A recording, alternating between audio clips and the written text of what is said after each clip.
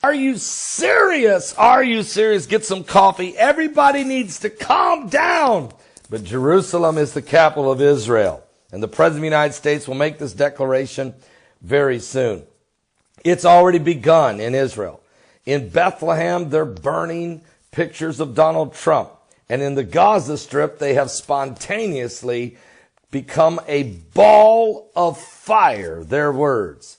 And the Hamas, the radical Islamic Muslim terror group, has united with the Palestinian Liberation Organization, the Palestinian Authority, President Mahmoud Abbas, and they've declared 3 days of rage today, tomorrow, and Friday, especially after Friday prayers. You can look for rockets to come flying out of Gaza, maybe rockets come flying out of southern Lebanon by Hezbollah. You can look for rage.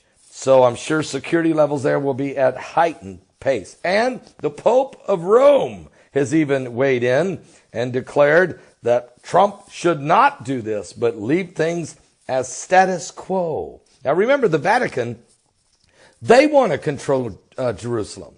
They've made no bones about it. They would like to have Jerusalem given to them. Matter of fact, when I'm in Jerusalem, there's a huge Vatican hotel there where the Vatican flag flies over the top. I've actually went there inside there and to see what they're doing. It's a big hotel, all right, and so it's there with the Vatican flag, and all of the ley lines that run across the city cross through the Vatican hotel. I've walked the ley lines. I've seen them. I know. Also, but you have to understand, Jerusalem has always been the capital of Israel as far as the Israelis are concerned. I mean, the Knesset is in Jerusalem. It's not in Tel Aviv. I've been to the Knesset. The Supreme Court building is in Jerusalem. It's not in Tel Aviv. I've been to the Supreme Court building and I've taken a tour of it. I even took pictures and showed you guys how that the pyramid, the Illuminati pyramid, sits on top of the Supreme Court building in Jerusalem. I've showed you that. You can go check it on my YouTube videos.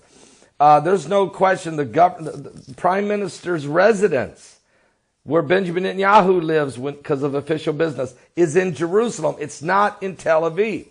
The government buildings are all there. It is the capital. And now Trump is going to officially seal the deal. Now this has created, Turkey's President Erdogan is freaking out. And he says this is a grave mistake. And this is the Muslim red line. And he is now calling for a Islamic summit to address the issue in Istanbul next week on December 13th. But it's the Pope of Rome. It's the Pope of Rome who is upset he didn't get a phone call. Everybody's supposed to go through Rome. He didn't get the phone call. Instead, President Trump called 5 world leaders. He called, of course, King Abdullah of Jordan, because King Abdullah is responsible and the nation of Jordan is in control of the Temple Mount.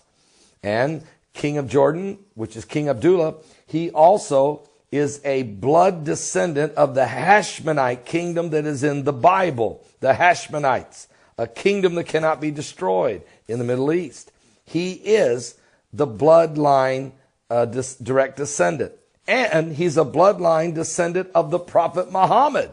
So both these bloodlines run toward King Abdullah of Jordan. So that's why he controls the Temple Mount. Then President Trump called, of course, Egypt's President El-Sisi to let him know that this is going to happen. And El-Sisi and Trump have a very good relationship. So does the King of Jordan have a good relationship with Trump. And then he called Saudi Arabian King Salman, telling him what he's going to do. He also has a good relationship with King Salman and with the next Saudi prince, and that would be Saudi Prince Mohammed bin Salman. Good relationship with Trump and Trump's team, including Jared Kushner. And then he made the phone call to Palestinian Authority President Mahmoud Abbas to tell him he is going to do this.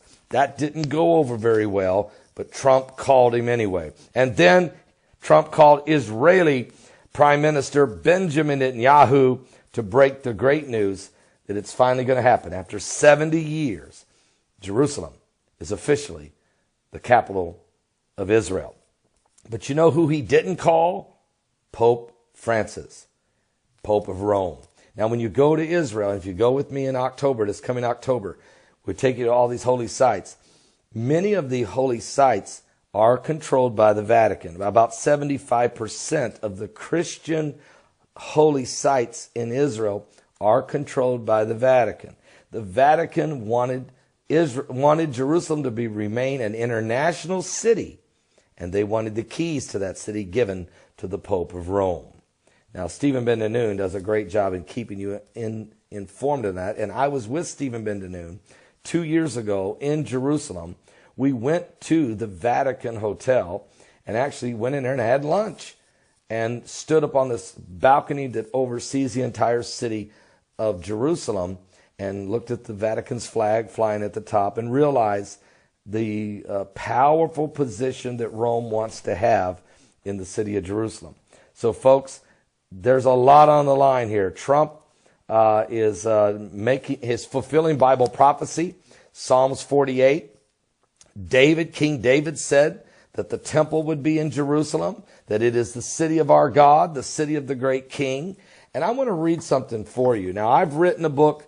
This is my latest book that I wrote, which is called Reflections from the Land of the Prophets. This is while I was in Israel. I have prophecies, not only by Old Testament prophets like the prophet Joel, the prophet Elijah, Moses, Samuel, and others in here, very important, Zechariah. But also I have prophecies by Dr. Lester Sumrall, by David Wilkerson, by A.A. Allen, by a 90-year-old woman in Norway that's incredible, vision by George Washington, and a whole lot more in here that helps you understand the prophecies of the end times. Plus this book is filled with over 100 color pictures about Jerusalem all through it, okay? So it's a phenomenal historical, pictorial, and prophetic book called Reflections from the Land of the Prophets. It is at my website. If you want to know about Israel, that's the one. You want to get that for the latest prophecies. But I also wrote a book called Jerusalem Jihad about this very moment. And look who's on the cover besides me. Vladimir Putin, Benjamin Netanyahu, Barack Obama, John Kerry, King of Jordan, King Abdullah. And on the back, other key people that would play a role in these end times. Prince William, Pope Francis, Tony Blair, the Ayatollah Ali Khamenei of Iran, President Hassan Rouhani of Iran, Hillary Clinton, and of course, Greg Moyer. So all of this is in this is a powerful novel. It's based on current world events and how it relates to biblical prophecy. I recommend you get this if you really want to know what's going on right now, because I wrote this 4 years ago and it's coming to pass now. Matter of fact, let me just read a little bit from the book. It's important. But in chapter 12, I wrote, Israel will not break. And here's what I wrote in the chapter. In 132, the Jewish people are resilient people. They have endured hardships, persecution many times in ancient history. And in 132 to 136 AD, after 6 Roman legions crushed the rebellion, the Jewish people were driven out of Jerusalem, and they would not return for more than 1,800 years. The Jews, so who drove them out? The Romans.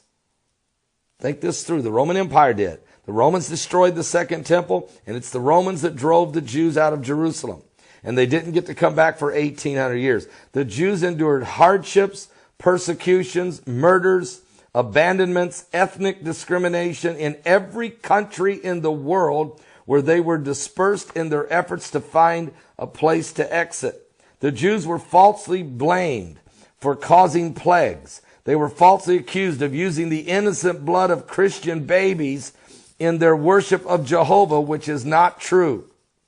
They were hated by the popes of Rome, and they were told that they used Christian babies' blood to celebrate the feast of Passover, which isn't true. In addition, the Jews were accused of killing Christians. The Crusades and the Inquisitions killed thousands of innocent Jewish people.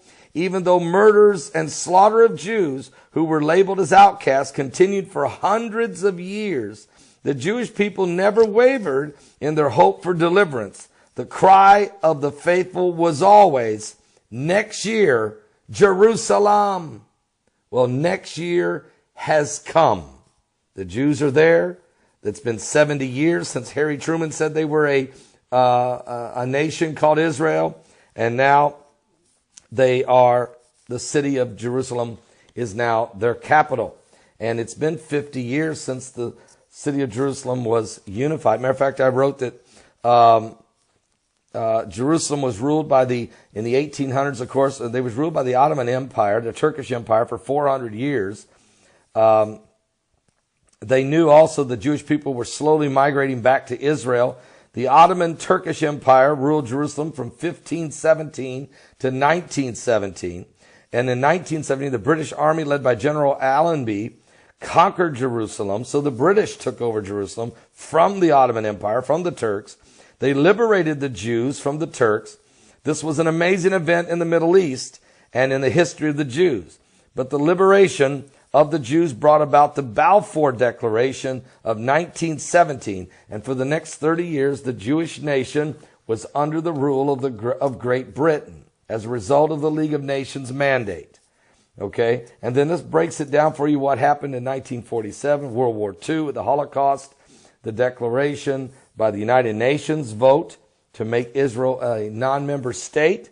And then May 14th, 1948, Israel becomes a nation. Joy rang out among the Jews.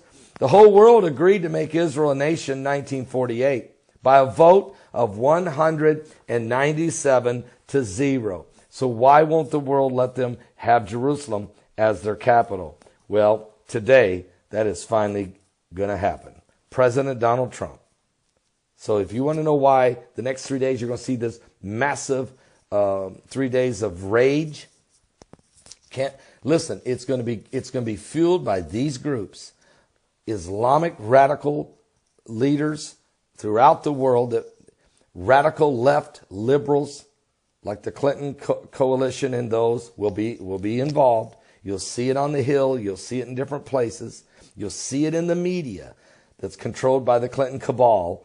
You'll also see the Pope of Rome hollering for peace, but fanning the flames. And of course, the Palestinians and the radical jihadis will just use this as a reason to break things, bust things, and terrorize and try to murder Jewish people. But they're very resilient, and they will stand. I'll be back with more current world events and how they relate to biblical prophecy. But we're certainly living, folks, in the last days. Get that book, Jerusalem Jihad. Get that book. Or get both of them. But you need it to understand what's happening right now.